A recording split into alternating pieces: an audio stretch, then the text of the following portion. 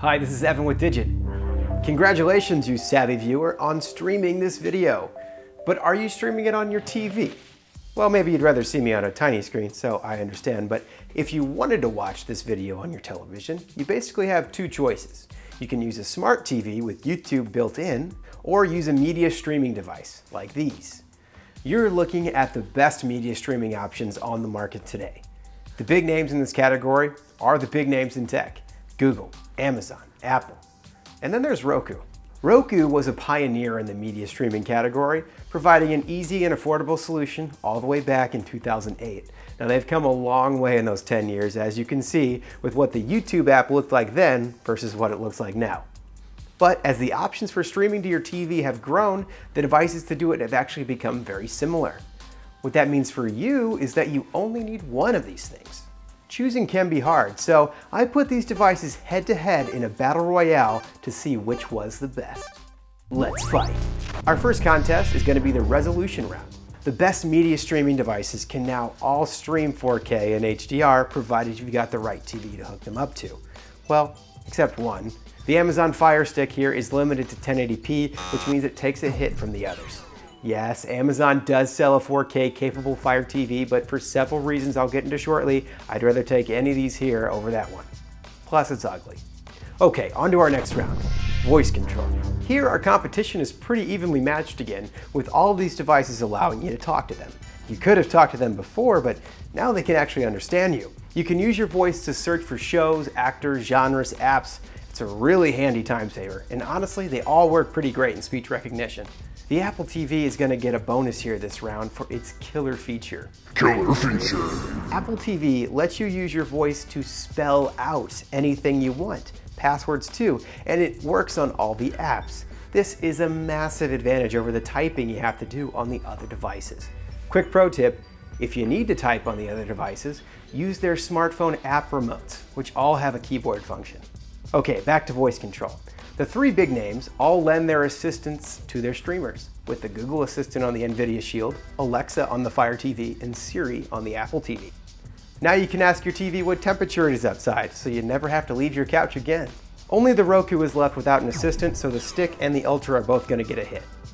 That brings us to the remote round. We used to call these doobers in my family. It's apparently what my grandma called it one time when my mom was a kid, and she thought it was funny enough to pass it on to the next generation. Anyway, if you don't call it a doober, you probably call it a remote. And here they all are. Wait, isn't there 6 contestants? Oh yes, but the Chromecast Ultra doesn't have a remote. With Chromecast, you use your phone or computer instead to cast apps from your device rather than select them from a menu. This is super efficient, but it's also a little confusing, and it means that you need to have a second screen around all the time. So it's going to take a hit for that. While we're on the subject of casting, you can cast your iPhone or iPad to the Apple TV using AirPlay, and Google Cast is built into the Roku Ultra, Roku Stick Plus, and the NVIDIA Shield. The Shield remote is nice and simple, and has the hidden touch-sensitive pad for controlling the device volume. The Apple TV and the Roku Stick allow you to control your TV volume, which is really great, almost a killer feature in itself. The Roku Stick remote setup works like magic though, and the remote actually has a power button on it, so it's going to get a killer feature badge. Killer feature. The Roku Ultra remote looks pretty similar to the one that comes with the Roku Stick, but you can see the button options are a bit different and it's a bit thicker. It's an older generation. Along with the Fire Stick, it doesn't support TV volume controls, so it brings those devices down a bit.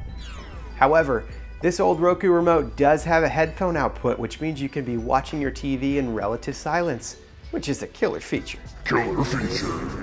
This allows you to keep the explosions and the you're streaming tucked safely in your ears, so you won't disturb your roommates, your nosy neighbor, your parents, your spouse, or wake the kids sleeping in the other room.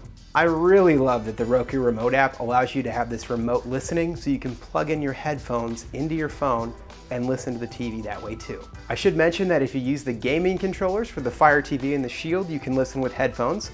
And if you have wireless headphones, you can pair them with your Apple TV. That leaves the Chromecast Ultra as the outlier here for not having support for headphone listening.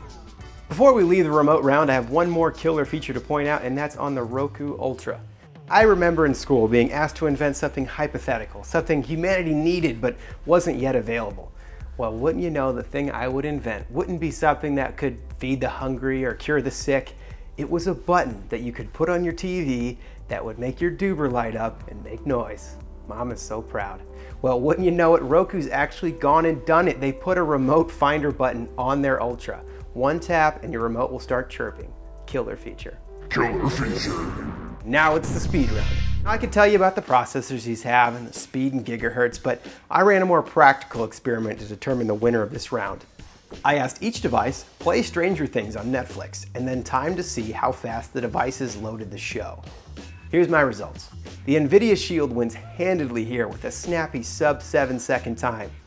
As expected, the Amazon Fire Stick comes in last place, more than twice as slow as the other stick. That's a big hit against it. Only one round left before the final round. It's time to look at the apps.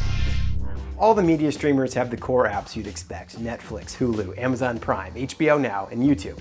Except, again, the Amazon Fire Stick. It used to have all those, but as of January 1, YouTube is no longer supported on Fire TV.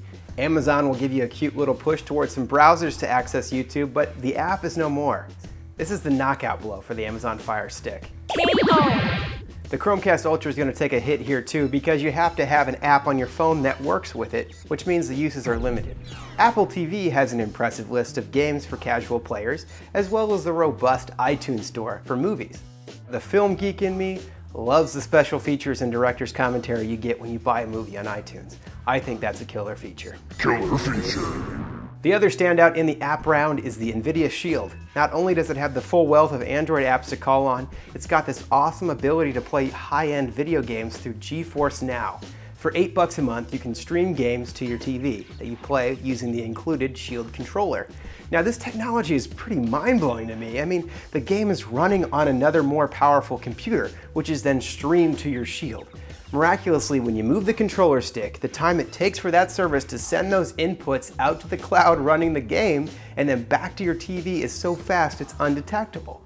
Yes, there is lag sometimes, but you never have to download these games and some of them are free with the service. Killer feature. Killer feature. Okay, that's the last one, I promise. Final round, price. The cheapest is the Fire TV at $40, followed by the Chromecast Ultra and the Roku Stick Plus at $60.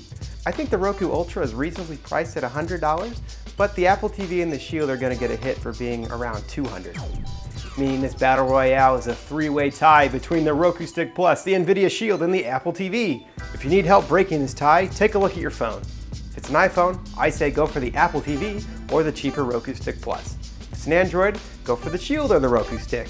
If it's a flip phone, congrats. And second, you probably want the Roku Stick, you stingy. Oh, you're not stingy. Okay, well then get the Roku Ultra, because you know you need that remote finder, and that headphone listening is sure gonna help at your age. Thanks for watching. If you enjoyed this video, make sure to click subscribe, maybe click that little bell so you don't miss a notification, and visit our website at dgit.com.